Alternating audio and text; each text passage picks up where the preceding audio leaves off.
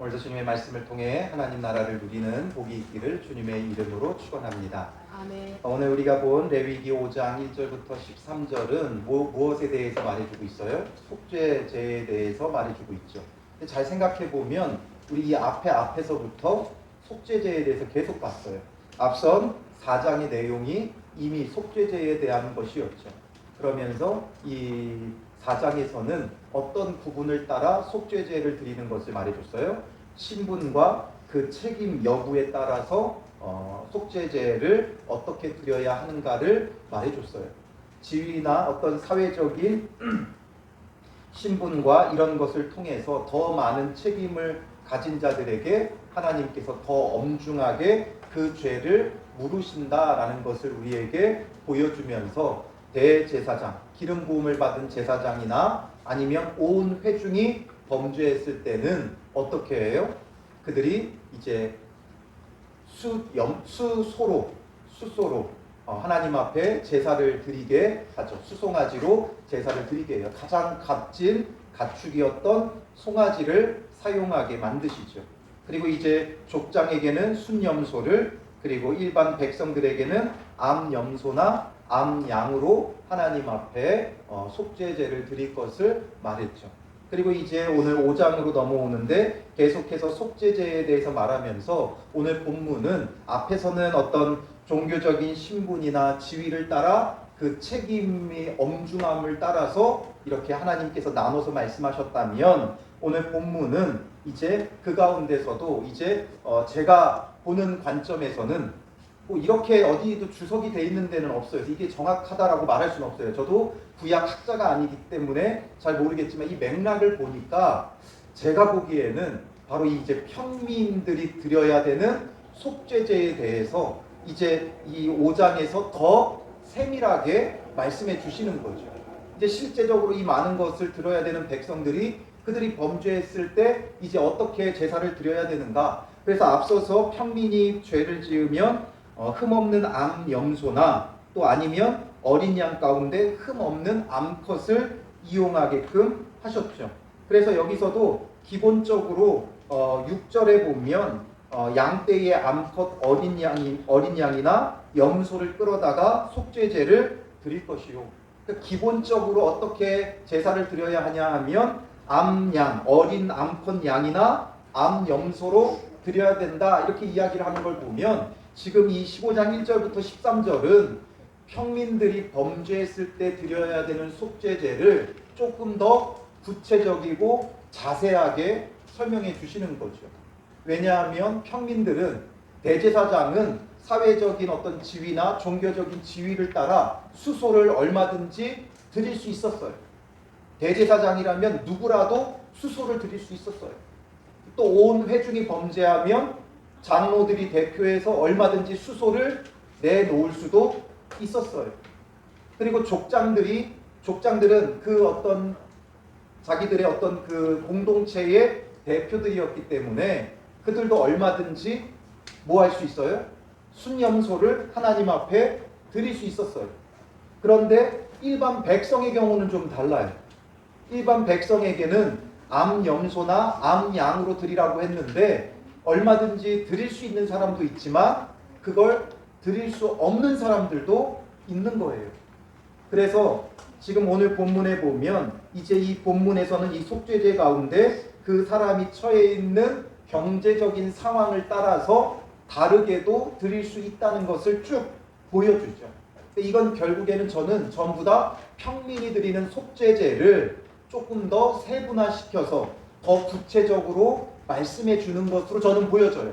그런데 그렇게 해석하는 학자들이 별로 없더라고요. 그래서 제가 뭐 꼭 옳다라고 말할 수도 없고 이렇게 보니까 이런 연관성 속에서 아마 평민의 제사를 조금 더 구체적이고 실제적으로 말하는데 그래서 이제 5절부터 16절까지 백성들이 속죄제를 어떻게 드려야 하는가를 말해주는데 그럼 그 앞에 있는 부분은 뭐냐? 1절부터 4절까지는 그들이 어떤 경우에 속죄제를 드려야 하는가에 대한 것을 조금 상세히 말해주는데 이걸 보면 저는 어떤 느낌이 오냐면 이런 것도 속죄제사를 드려야 된다 이거죠. 기본적으로 속죄제를 드려야 되는 건 여호와의 계명 중 하나라도 부지 중에 범하였을 때 속죄제를 드리라고 그랬어요. 꼭 계명이 아니더라도 우리가 좀 뭔가 구체적으로 내가 죄를 범한 게 아니더라도 이런 일들까지도 속죄제를 드려야 한다. 그러니까 어떤 큰 틀에서는 하나님의 계명을 하나라도 어기면 속죄제를 드려야 되지만 우리가 무심코 넘어갈 수 있는 사소한 부분도 그 당시 어떤 사람들이 지을 수 있는 죄를 하나님께서 언급하시면서 이런 것까지도 속죄제를 드려야 한다 이거죠. 그 첫 번째가 뭐예요? 1절에 보면 만일 누구든지 저주하는 소리를 듣고서도 증인이 되어 그가 본 것이나 알고 있는 것을 알리지 아니하면 그는 자기의 죄를 져야 할 것이요 그 허물이 그에게로 돌아갈 것이며, 그러니까 누군가를 위해 어떤 재판 과정에 있어서 내가 목격한 것을 증언해주지 않는 것도 그것도 죄다라는 거죠. 왜냐하면 법정에서 정의와 공의가 바르게 서는 것을 막아서는 게 되는 거기 때문에 그런 것도 죄라는 거예요. 우리가 뭐 증언하지 않는다고 해서 그게 뭐 그렇게 큰 나쁜 거냐? 내가 굳이 그것과 연결되고 또 연루돼 가지고 고통받느니 그냥 모른 척하겠다 하는 것을 어떻게 누가 뭐라고 할 수 있겠어요? 그런데 하나님은 그것까지도 죄라는 거예요. 너가 증언하지 않음으로써 법정에서 정의와 공의가 설 수 없고 그러므로 누군가 억울한 자가 발생하게 되지 않느냐. 나는 그냥 본 거 아무 얘기도 안 했을 뿐이다. 나는 그냥 아무 말도 안 했을 뿐이다지만 하나님은 그것도 범죄라고 지금 말씀하고 계시는 거예요. 그리고 또 2절과 3절은 부지 중에 어떤 부정한 것을 만지거나 접촉하게 되어졌을 때 내가 부정하지 않더라도 나도 모르게 내가 고의적으로는 안 했어도 내가 의도적으로 하지 않았어도 나도 모르게 부정한 것에 접촉할 수도 있다는 거예요. 2절에 보면 부정한 것들 곧 부정한 들짐승의 사체나 부정한 가축의 사체나 부정한 곤충의 사체를 만졌으면 부지 중이라고 할지라도 그 몸이 더러워져서 허물이 있을 것이요 만일 부지 중에 어떤 사람이 부정에 닿았는데 그 사람의 부정을 어떠한 부정이든지 그것을 깨달았을 때에는 허물이 있을 것이요. 깨달았을 때는 허물이 있다라는 거죠. 나 몰라서 그런 것이다. 내가 정말 몰라서 그랬을 뿐이다. 말할 수 있죠. 그래요. 몰라서 했기 때문에 어느 정도 정상 참작이 될 수는 있어요. 그러나 그가 범죄한 것은 분명한 사실이다라는 거죠. 그러니까 속죄 제사가 필요하다라는 거예요. 몰랐다고 해서 끝나는 게 아니라는 거예요.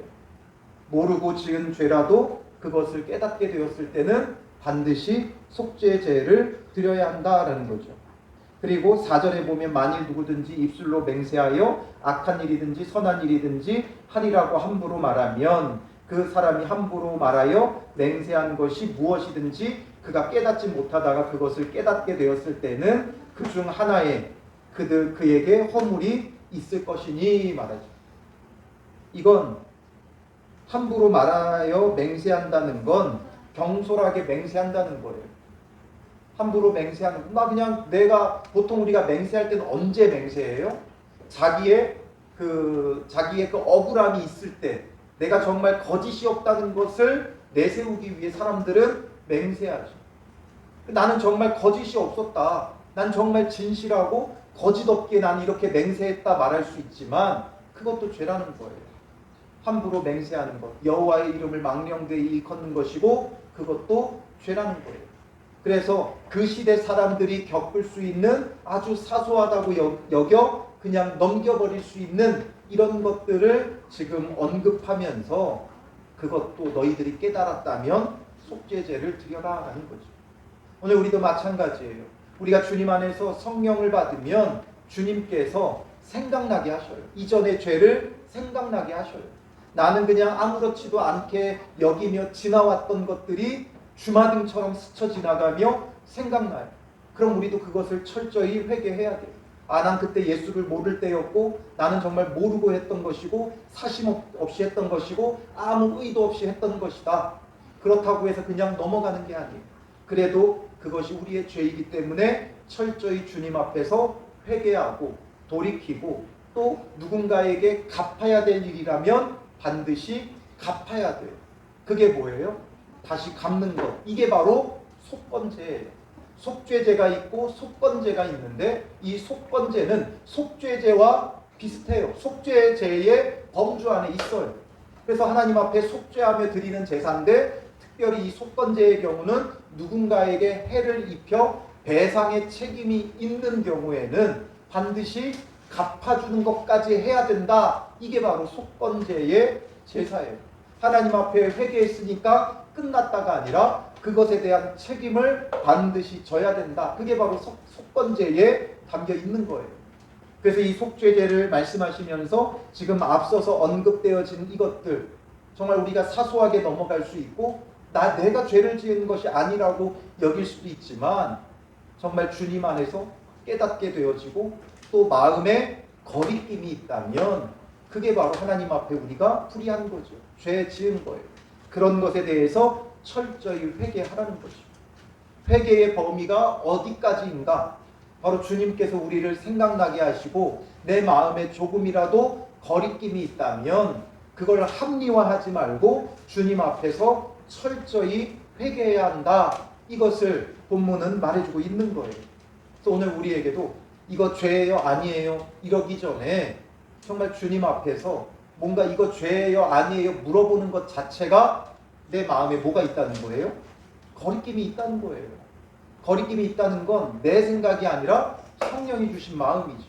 그러니 그런 것들에 대해서 우리가 철저히 회개하는 것이 필요해요. 그럼 어떻게 회개해야 되는가? 먼저 5절에 이 중 하나에 허물이 있을 때에는 아무 일에 잘못하였노라 뭐 하라는 거예요? 자복하라는 거죠. 회개의 시작은 죄를 깨닫는 데서 시작해서 그 다음에 자복으로 가는 거예요. 인정하는 거예요. 자백하는 거예요. 법정에서도 어떤 사람이 정상 참작이 될 수 있어요? 죄를 자백하는 사람. 죄를 인정하고 자백하면 어느 정도 인정해줘요. 잘못을 뉘우치고 있다 이거죠. 그런데 끝까지 자백하지 않고 숨기고 거짓으로 일관하면 어떻게 돼요? 가중처벌이 되어지는 거예요. 그러니 가장 먼저 중요한 건 철저히 나의 죄를 자백하는 거예요. 자복하는 거예요. 자기 합리화를 하거나 남 탓을 하지 말고 내게 있는 나의 잘못, 나의 죄만 주님 앞에 철저히 자복하면 돼요. 우리는 자꾸만 비교해요. 어떤 일이 벌어졌을 때 둘 사이에 갈등이 생겼을 때 갈등이 생긴다는 건 일방적으로 생길 수가 없어요. 저 사람이 100% 잘못했어요. 우리는 말하는 것 같지만 그렇지 않아요. 쌍방간에 과실이 있어요. 그렇기 때문에 그런 문제들에 있어서 내가 잘못한 게 무엇인가 이것을 회개하고 돌이키면 돼요. 그런데 자꾸만 저 사람에게 더 많은 책임이 있다고 생각하니까 나는 옳고 저 사람이 잘못됐다 여겨 회개치 못하는 거예요. 그래서 우리는 항상 말씀 앞에 나 자신을 비추어 봐야 되고 내가 어떤 상태인가, 정말 내가 사랑으로 대하고 있었는가, 내 안에 정말 그리스도 예수의 마음이 있었고 낮아짐이 있었고 섬김이 있었는가, 이것으로 나 자신을 살펴야 돼요. 누가 잘했냐 잘못했느냐의 문제가 아니라 내가 그리스도 예수의 마음으로 참된 사랑으로 행했는가, 이게 더 중요한 거죠. 그 마음이 없었다면 하나님 앞에 불의한 것이고 우리가 회개해야 되는 것이죠. 그래서 우리가 가장 먼저는 나의 죄를 자복하는 것부터 해야 돼요. 우리는 할 것 같지만 그게 결코 쉽지 않아요. 자기 죄를 인정하고 자백한다는 게 결코 쉽지 않은 일이에요. 요한일서 1장 9절에도 말씀하시죠. 같이 보겠습니다. 만일 우리가 우리 죄를 자백하면 그는 기쁘시고 의로사 우리 죄를 사하시며 우리를 모든 불의에서 깨끗하게 하실 것이요. 우리가 우리 죄를 자백하면, 예수 그리스도의 보혈을 의지하며 자백하면 주님은 우리 죄를 사하시고 모든 불의에서 깨끗하게 하실 것이라고 약속해 주시는 거예요. 약속이에요. 이건 주님의 약속이에요. 우리가 이 약속을 믿고 우리 죄를 자백할 수 있어야 돼요. 억울해하지 말고 분해하지 말고 나의 모습을 보고 나의 불의했던 것, 나의 잘못을 주님 앞에 철저히 회개하며 돌이키는 것이 필요하죠. 그리고 나서 뭐하라고 말씀하세요? 그 잘못으로 말미암아 여호와께 속죄제를 드리되, 그 다음에 속죄제가 필요한 거예요. 자기 죄를 인정하지도 않는데 속죄제를 드리면 뭐예요? 우리는 너무나 죄를 뭉뚱그려서 생각해요. 그냥 나는 죄인이다, 여기에 머무르죠. 나는 죄인이고 내가 죄인이기 때문에 예수님이 죽으셨다, 여기에 머물러요. 그러니까 그냥 죄인인 거예요. 나는 그냥 죄인이다. 이게 마치 우리의 그냥 대명사처럼 되어버렸어요.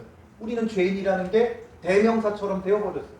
철저히 내가 어떤 죄인인지는 잘 생각하지 않아요.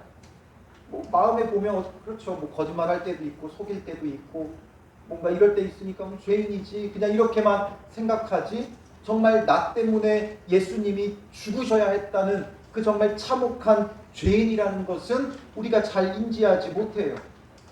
우리가 내가 죄인이라는 걸 인정하고 인지해야, 내가 정말 예수님이 필요한 죄인이라는 걸 인지할 수 있어야 그때 예수님의 십자가 보혈이 우리에게 의미가 있는 거예요. 그렇지 않고 그냥 모든 사람이 죄인이고 나도 그 중에 속해 있어서 죄인이다, 이런 것으로는 그 죄에 대한 자복도 회개도 자백도 없기 때문에 주님의 십자가의 보혈도 그냥 3인칭이에요. 그의 십자가예요. 날 위한 십자가가 아니라 그냥 그의 십자가일 뿐인 거예요. 교리적인 십자가고 교리적인 복음일 뿐이에요. 그게 정말 나에게 적용되어지려면 철저히 나의 죄를 깨닫고 자백하고 그리고 나서 이제 속죄제가 필요한 거죠. 그 다음에 우리에게 필요한 게 바로 우리의 회개인 거예요. 회개. 그래서 그 회개를 하면서 이들에게 이제 속죄제를 드리게 하는데, 어떻게 드리게 하셔요? 기본적인 원리는 앞서서 보았듯이 평민 중에 하나가 범죄했을 때 어떻게 해야 되는 거예요? 암컷, 어린 양이나 염소를 끌어다가 속죄제를 드려야 돼요. 그런데 이 암컷, 어린 양이나 염소를 속죄제로 드릴 수 없는 사람이 있다는 거죠. 이걸로 속죄제를 드리는 건 앞서서 이제 다 봤어요. 이것에 대해서 모른다면 앞선 본문과 그 설교 내용을 여러분 다시 보시면 돼요. 이렇게 해서 속죄제를 드리는데 무조건 속죄제는 백성들은 이렇게 드려라 하면 문제가 생기죠. 드릴 수 없는 사람에게는 문제예요. 하나님은 자비하신 분인데 그렇게 무자비하게 모두에게 동등되게 요구하시지 않는다는 거예요.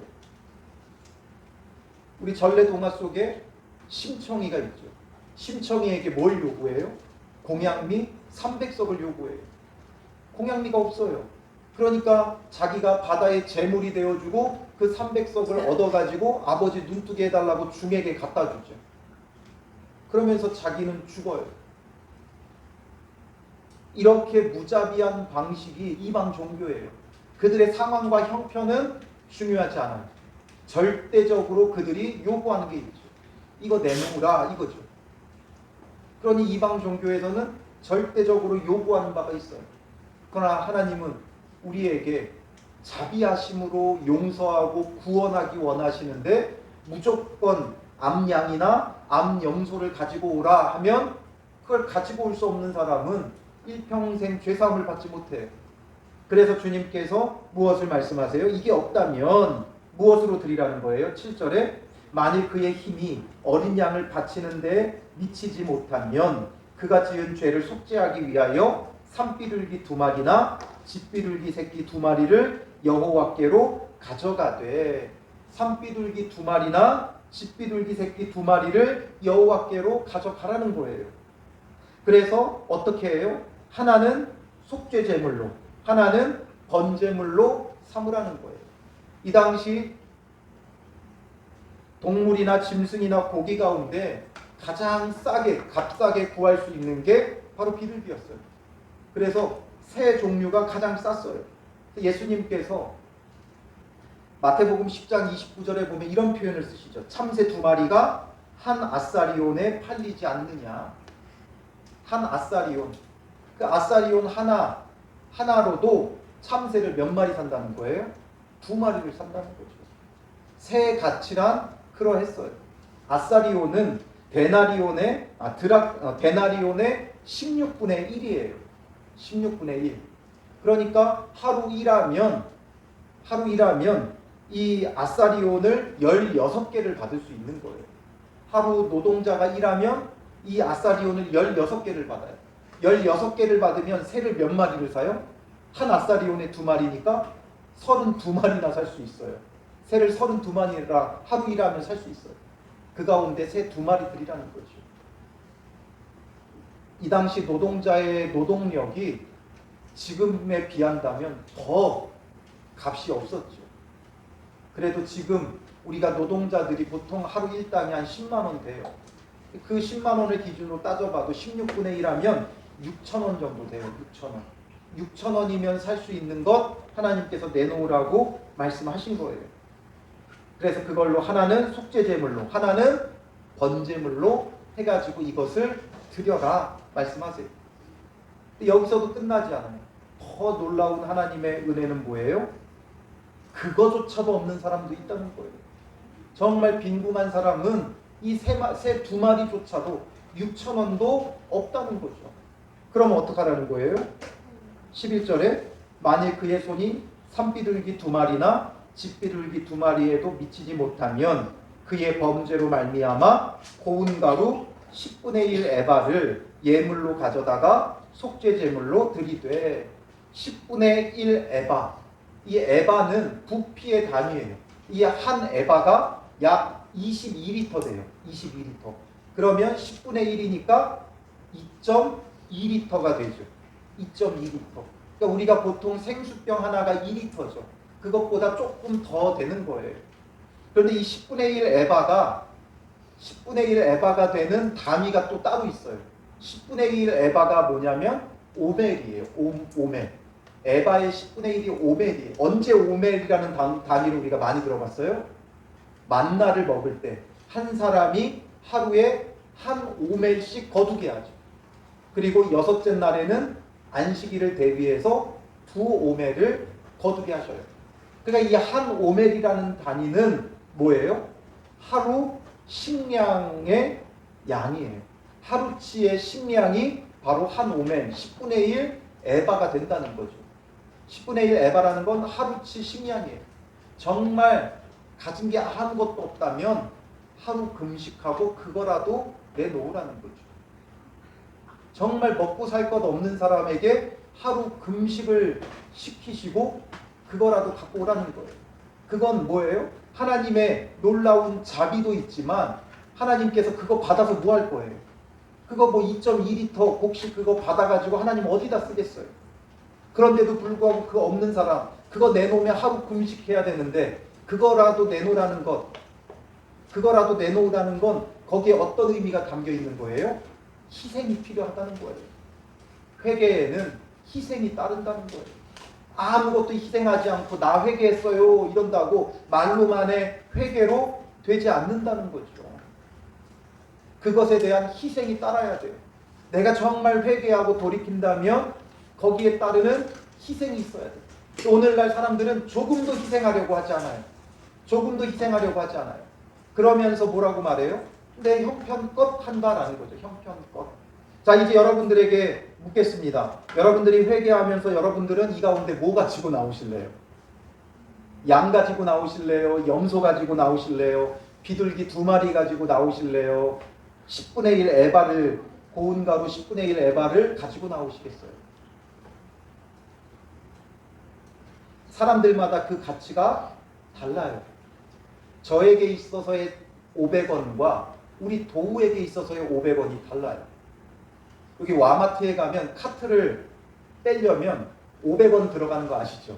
그 500원 넣고 이 카트를 뺐어요. 우리 도우가 졸졸 쫓아다니면서 이거 자기가 껴보고 싶대요. 동전이 어떻게 나오는지 궁금하대요. 그 왜 그런 줄 아세요? 그 500원이 갖고 싶어서 그런 거예요. 우리에게는 500원 아무것도 아니에요. 그렇죠? 그 500원 뭐 있으나 마나. 우리에게 500원 있으나 마나지만 도우에게 있어서 이 500원은 또 다른 거예요. 사람마다 그 가치가 달라요. 그러므로 내가 주님 앞에 무언가를 희생하고 내어드릴 때는 아무것도 아니라고 여겨지는 걸 주님 앞에 내어놓았다고 말하면 안 돼요. 1,000원짜리 한 장 내어놓고 나는 하나님 앞에 내어놓았다고 말하면 안 돼요. 그게 나에게 어느 정도 희생의 가치가 되는 그런 것을 내어놓아야 돼요. 그냥 길 가다가 잘 모르는 사람에게 내가 줄 수 있는 정도, 그 정도를 가지고 하나님 앞에 드린다고 우리가 말하면 안 돼요. 그냥 아무도 모르지만, 잘 모르지만 뭐 안타까우니까 얼마든지 내어줄 수 있는 한 1,000원 정도, 이런 걸 가지고 우리가 주님 앞에 드렸다 말하면 안 되죠. 주님 앞에서의 우리에게는 희생이 필요해요. 아무것도 아닌 것, 이거 뭐 아무것도 아니야, 내가 이 정도는 하지, 그건 주님 앞에 진정한 회개가 아니에요. 정말 내가 희생을 감수하는, 나에게 정말 손해가 되는 그것을 주님 앞에서 결단하며 죄를 끊어내야 된다는 거죠. 죄를 끊어낸다는 건, 회개한다는 건 그만큼의 희생이 필요한 거예요. 내가 욕심을 부리던 것들 이제 다 내려놓으려면 희생이 필요한 거예요. 뭔가 꽁꽁 감춰놓고 이것만큼은 정리하지 않고 남겨두겠다 하고 남겨두는 것, 그게 바로 우리가 여전히 회개되지 않은 부분이 있다는 거죠. 나에게 아까운 그거 희생해야 되는 거예요. 내가 정말 이것만큼은 붙잡고 싶다고 하는 것 희생해야 되는 거예요. 부자가 10분의 1 에바 곡식은 얼마든지 드릴 수 있겠죠. 그 사람에게 그거 아무것도 아니에요. 그걸 내어놓고 내가 주님 앞에 속죄제를 드린다, 이렇게 말하는 게 필요 없는 거죠.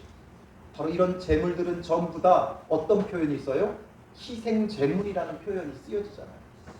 희생이 되어져야 돼요. 그 재물 자체가 죽어서 희생도 되지만 그것을 내가 내어놓을 때 나에게도 희생이 되는 부분이어야 한다는 거죠. 예수님의 십자가의 그 보혈의 은혜를 우리가 의지하고 이제는 그 보혈로서 죄사함을 받는다면 우리에게 이런 속죄제가 필요하지는 않지만 우리가 이제는 다시는 범죄치 않기 위해 그에 상응하는 우리의 희생이 뒤따라야 된다는 거예요. 이전에 내가 즐겨하던 걸 끊어야 돼요. 술을 얼마만큼까지 마셔도 됩니까가 아니라 끊어내는 그런 희생이 필요해요.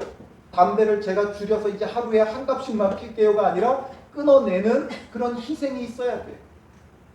이런 희생들이 우리 삶 속에 있지 않고서는 절대 우리가 회개했다고 말할 수 없어요. 전혀 희생도 하지 않았고 회개했다. 그럼 또 어떻게 돼요? 다시 또 범죄하죠. 희생이 없으면 우리는 또다시 제자리가 되기 마련이에요. 그러나 희생이 뒤따르면 온전히 회개할 수 있어요. 그래서 이런 희생 제물들을 각 형편에 따라 말씀하셨지만 그 가운데 무엇을 해야 돼요? 나에게 희생이 되는 부분을 내어놓아야 돼요.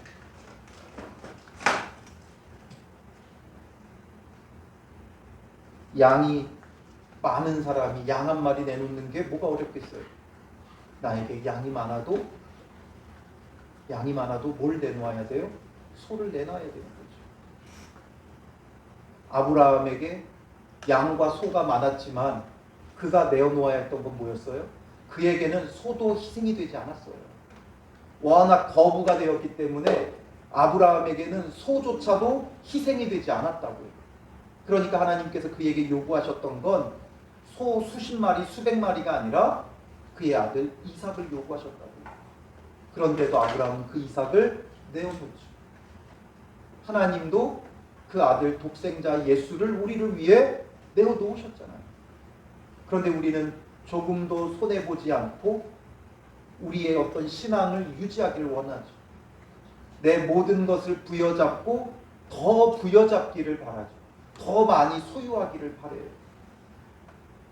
그게 아니라 우리에게 정말 이제는 참된 회개가 무엇인가, 돌이킴이 무엇인가, 속죄가 무엇인가, 그 어떤 제사보다 지금 속죄제에 대해서 성경은 더 길게 말하고 있어요. 번제, 소제, 화목제보다 이 속죄제에 대해서 다 말씀하고 있어요. 우리에게 희생을 요구하고 계시고 회개를 요구하고 계셔요. 그것을 통해서 하나님께서 얻는 유익이 뭐가 있겠어요? 그러나 하나님이 원하시는 건 하나님이 거룩하시기에 우리가 정말 거룩하기를 원하신다는 거예요. 우리의 거룩을 위해서 우리가 참된 회개와 희생과 돌이킴이 없이는 우리에게 참된 회개도 없는 거예요. 그래서 우리가 낮아져야 되고 죽어져야 되고 희생해야 한다는 건 바로 이런 관점에 있는 거예요. 물질의 관점을 떠나서 내가 낮아지고 죽어지고 희생하는 이런 회개가 우리한테 있어야 된다는 거죠. 참된 회개는 이제 돌이키고 내가 희생의 자리로 가야 돼요. 그래서 이 속죄제를 통해 다양한 것으로 말씀하셨지만 뭐 이 정도는 나에게 적당하다 이것을 말하려고 하는 게 아니라 그냥 단순히 나의 형편상 이게 나에게 맞다가 아니라 이러한데 너에게 내가 희생을 요구한다 이거죠. 무자비한 희생이 아니라 우리가 자기에게 맞춰 희생할 것을 요구하고 계시는 거예요. 이것을 통해 그들이 회개하고 돌이키는 거죠. 이게 나에게 희생이 되지 않으면 뭐 그까짓 건 뭐 또 죄 짓고 그냥 암양 한 마리 드리고 또 죄 짓고 암양 한 마리 드리고 이것밖에 안 되는 거죠. 우리에게 진정한 회개가 무엇인가? 이 속죄제의 원리를 통해 우리가 배울 수 있어야 돼요. 정말 회개했다면 이제 희생을 감수하면서 거룩하게 사는 삶이 되어질 때 그게 진정한 회개인 거예요.